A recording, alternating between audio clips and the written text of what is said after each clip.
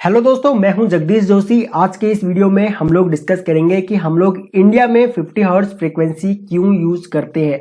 हम लोग 60 हर्ट्ज क्यों नहीं करते या फिर बाकी हम लोग 60 से ऊपर क्यों नहीं जाते। आप लोगों को पता होगा कि मोस्टली पूरी दुनिया में 50 या फिर 60 हर्ट्ज ही यूज किया जाता है, कहीं पे 30, 80 इस तरीके से यूज नहीं किया जाता। ओके, 50 या 60 हर्ट्ज इन दोनों ही फ्रीक्वेंसी को पूरी दुनिया में यूज किया जाता है। तो ऐसा क्यों होता है वो हम बिल्कुल डिटेल में आज की इस वीडियो में डिस्कस करेंगे।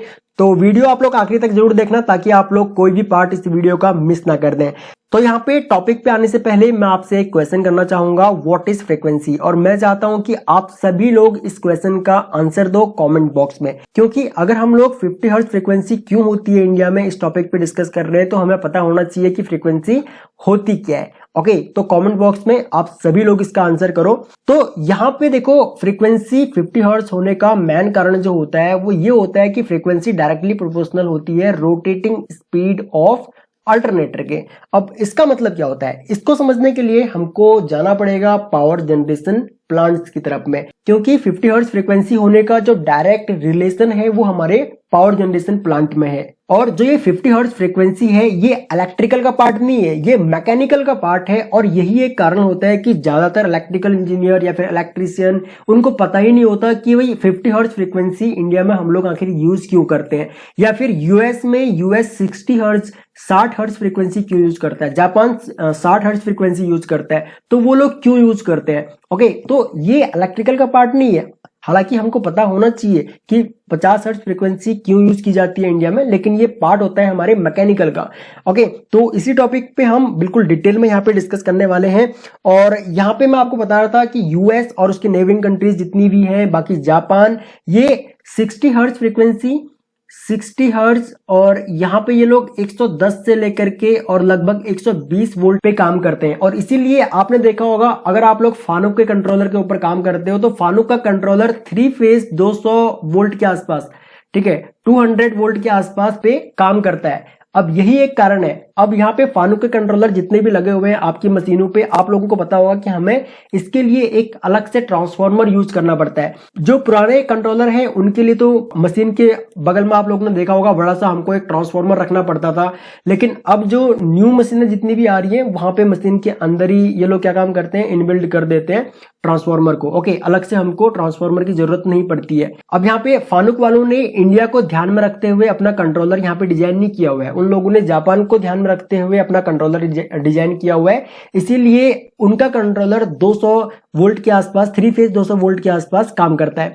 ठीक है, अब यहाँ पे मैं आपको दिखाना चाहूंगा एक ग्राफ। अब ग्राफ किस चीज का, ग्राफ यहाँ पे हमारे पास इफिशियंसी ऑफ स्टीम टरबाइन का। क्योंकि अगर मुझे यहाँ पे 50 हर्ट्ज फ्रीक्वेंसी समझनी है तो मुझे ये समझना पड़ेगा इफिशियंसी ऑफ स्टीम टरबाइन को। लेकिन इससे भी पहले मैं आपको एक छोटा सा डेटा बताता हूं कि हम लोग जो अपने थर्मल पावर प्लांट, जो हमारे जितने भी थर्मल पावर प्लांट हैं, अब चाहे वो कोल से रिलेटेड हो, चाहे वो डीजल से रिलेटेड हो, चाहे वो गैस से रिलेटेड हो, क्योंकि थर्मल पावर प्लांट में हम लोग क्या काम करते हैं, हम लोग पानी को स्टीम में कन्वर्ट करते हैं। अब वो स्टीम में हम लोग चाहे कोल जला करके करें, कोयला जला करके करें, चाहे हम लोग गैस से पानी को स्टीम में कन्वर्ट करें, चाहे हम लोग डीजल को जला करके स्टीम में पानी को स्टीम में कन्वर्ट करें, तो थर्मल पावर प्लांट का जो मेन कंट्रीब्यूशन है हमारे पावर सिस्टम में वो है 61.3% के आसपास। बाकी जो हमारा हाइड्रो पावर प्लांट है, जितने भी हमारे हाइड्रो पावर प्लांट है, और ये रिन्यूएबल हाइड्रो पावर प्लांट है, ओके, तो इसका जो कंट्रीब्यूशन है वो है लगभग 12.3% के आसपास। और जो हमारा न्यूक्लियर पावर प्लांट है, ओके, न्यूक्लियर पावर प्लांट का है 1.8% के आसपास, जो कि बहुत खराब बात है इंडिया के लिए। हालांकि इंडिया इसके ऊपर काम कर रहा है। बाकी अगर मैं यूरोपियन कंट्रीज के बारे में बात करूं तो यूरोपियन कंट्रीज जो है वो 70 से 80% जो उनकी वहां इलेक्ट्रिसिटी जनरेट होती है वो कहां से होती है, वो होती है न्यूक्लियर पावर प्लांट से। ठीक है, वो लोग इतना ज्यादा डेवलप कर चुके हैं। बाकी अगर मैं बाकी के जितनी भी हमारे यहाँ पे पावर प्लांट हैं उनकी बात करूं तो बाकी जितने भी पावर प्लांट हैं हमारे यहाँ पे, उन पावर प्लांट से हम लोग जनरेट करते हैं 24.8% के आसपास बिजली। अब ये बाकी पावर प्लांट में आपका सोलर भी आएगा, विंड भी आएगा, टाइडल, जियोथर्मल, जितने भी हमारे पावर प्लांट हैं वो सारे आपके 24.8% में आएंगे। तो मैक्सिमम हम लोग इलेक्ट्रिसिटी कहां से जनरेट कर रहे हैं, वो हम लोग जनरेट कर रहे हैं थर्मल पावर प्लांट से। ओके, 61.3% के आसपास। तो यहाँ पे देखो हम लोग क्या काम करते हैं, जो हमारा स्टीम टरबाइन होता है, स्टीम टरबाइन का जो आरपीएम होता है, इसको आप लोग मैक्सिमम 10,000 से लेकर के 10,000 से लेकर के और 12,000 आरपीएम पे आप लोग इसको चला सकते हो। लेकिन हम इसको इतने हाई आरपीएम पे यूज नहीं करते हैं, क्योंकि एक स्टीम टरबाइन का मैक्सिमम जो इफिशियंसी होता है वो हमको 3,000 से लेकर के 3600 आरपीएम के आसपास मिलता है। तो जहां पे हमको हाई इफिशियंसी मिलेगी, जहां पे हमको सबसे ज्यादा इफिशियंसी मिलेगी, वहां पे ही तो हम लोग यूज करेंगे ना। तो यहाँ पे हमको क्या होता है कि मैक्सिमम जो हमको इफिशियंसी मिलती है वो मिलती है 3,000 से लेकर के 3600 आरपीएम के आसपास। ठीक है, इसके बीच में हमको मैक्सिमम इफिशियंसी मिलती है।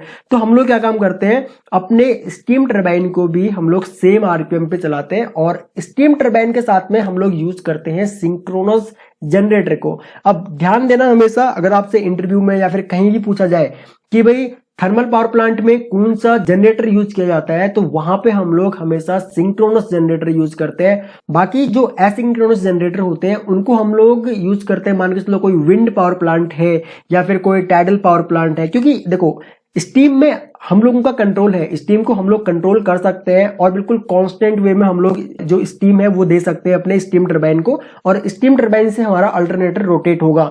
लेकिन हम लोग भाई हवा के ऊपर तो हम लोगों का जोर नहीं है ना, हवा को तो हम लोग कंट्रोल कर नहीं सकते हैं। इसी तरीके से जो हमारा टाइडल पावर प्लांट है वहां पे हम लोग कंट्रोल नहीं कर सकते हैं, तो इसीलिए वहां पे एसिंक्रोनस जनरेटर होते हैं, उनको हम लोग यहाँ पे यूज करते हैं। अब यहाँ पे जैसे कि मैंने आपको बताया कि हम लोग अपने स्टीम टरबाइन को रोटेट करवाते हैं 3,000 से लेकर के 3600 आरपीएम पे, और यहाँ पे जो हम लोग जनरेटर यूज करते हैं वो यूज करते हैं एक सिंक्रोनस जनरेटर को।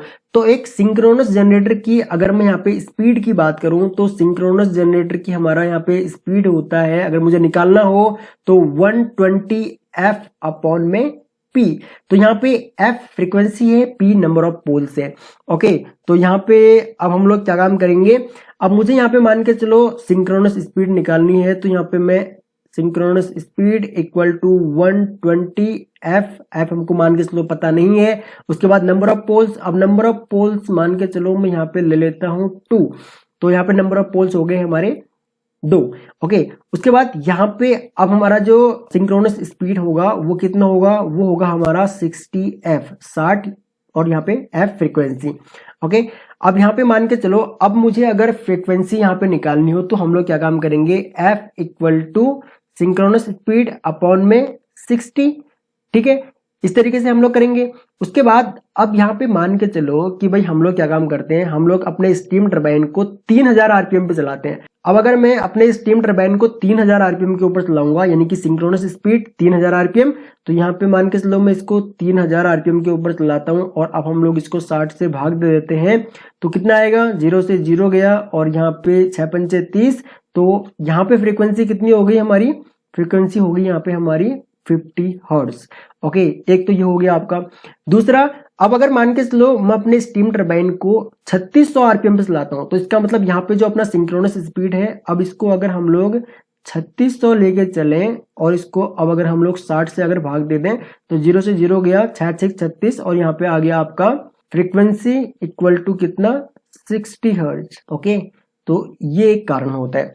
दूसरा, हम लोग क्यों सिर्फ यहाँ पे 50 और 60 हर्ट्ज ही यूज करते हैं, तो देखो इसके कुछ टेक्निकल रीजंस होते हैं। पहला टेक्निकल रीजन ये है कि भाई जो हमारा इलेक्ट्रिकल ट्रांसमिशन सिस्टम है उसमें आपका सीरीज इंपीडेंस जो है वो बढ़ जाएगा अगर हम लोग फ्रीक्वेंसी हाई यूज करते हैं। तो इसी तरीके से जो हमारे कांस्टेंट लॉसेस होते हैं वो डायरेक्टली प्रोपोर्शनल होते हैं फ्रीक्वेंसी से, तो इससे क्या होगा, इससे हमारे सिस्टम लॉसेस बढ़ जाएंगे।